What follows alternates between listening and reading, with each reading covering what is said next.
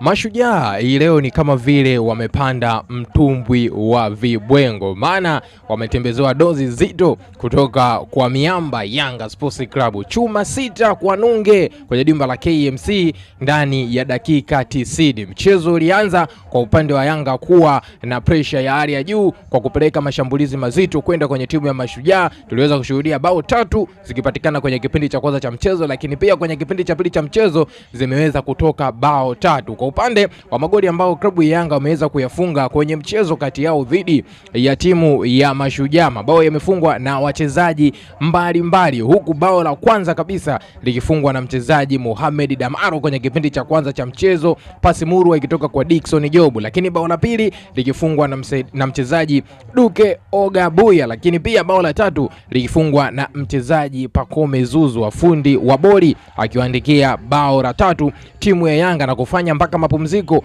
Yanga awe kifua mbele anaongoza mchezo kwa chuma 3 kwa bila. Lakini kwenye kipindi cha pili cha mchezo tumeweza kushuhudia kocha Pedro akifanya sabu za maana kabisa kwa kumtia mchezaji kama Mudasiri Haya, lakini pia kocha aliweza kumtia mchezaji Mohamed Zimbo Hussein, bila kumsahau mshambuliaji mpya ambaye ameweza kutambulishwa ndani ya kikosi cha klabu ya Yanga. Hapa namzungumzia Laurindo Depo Maria. Na kwenye kipindi cha pili cha mchezo pia tumeweza kushuhudia kuona takribani mabao 3 yakiweza kupatikana kwenye kipindi hiko cha pili cha mchezo. Bao la 4 likifungwa na mchezaji Prince Mpumelelo Dube, bao la 5 likifungwa na mchezaji Mudasiri Yaya basi, huku Laurindo Depo akifunga bao lake la kwanza akiwa amevalia jezi ya Yanga Sports Club, bao alilofunga kwenye dakika 89 ya mchezo na kufanya klabu ya Yanga waweze kuibuka na ushindi wa takribani chuma 6 kwa nunge dhidi ya timu ya Mashujaa FC. Inaonekana Mashujaa ni kama vile kwenye mchezo huu waliingia kabisa kwenye mfumo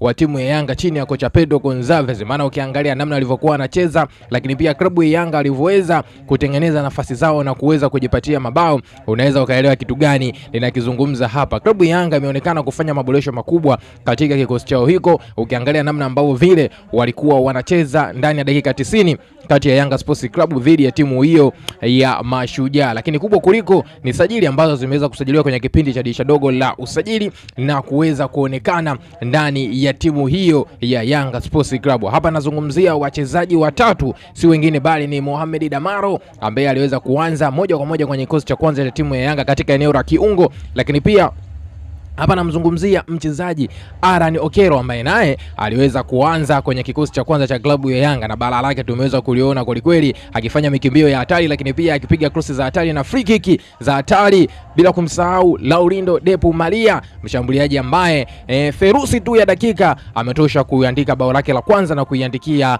timu ya Yanga bao la 6 kwenye mchezo dhidi ya timu ya Mashujaa. Water performance kutoka kwa wachezaji hawa, lakini pia muunganiko mzuri wa kikosi cha Yanga ndani ya kipindi kifupi tu, licha ya kufanya maingizo ya wachezaji wengi katika kipindi hiki cha dirisha dogo la usajili. Kocha Pedro Gonzalez inaonekana kabisa kile anachokifundisha mazoezini kinafanya kazi. Sasa huu ndo muda wako sahihi wa kutuambia maoni yako na mtazamo wako kuhusiana na hiki ambacho kimeweza kutokea kwenye mchezo kati ya timu ya Yanga Sports Club dhidi ya timu ya Mashujaa. Njoo tuandikie kupitia sehemu ya comment chochote kile unachowaza kuhusiana na mchezo huu hapa ulotoka kumalizika ndani ya dakika chache hapo, lakini pia bila kusahau kulike, kushare na kutufollow. Lakini naomba nikukumbusha jambo moja la muhimu nilitaka kusahau hapa. Yanga ndiye anayeongoza ligi kuu ya NBC Tanzania bara kwa msimu wa 2025-2026 akiwa na takribani alama zake 19 kwenye michezo 7 pekee aloweza kucheza. Unafikiri ni nani hapa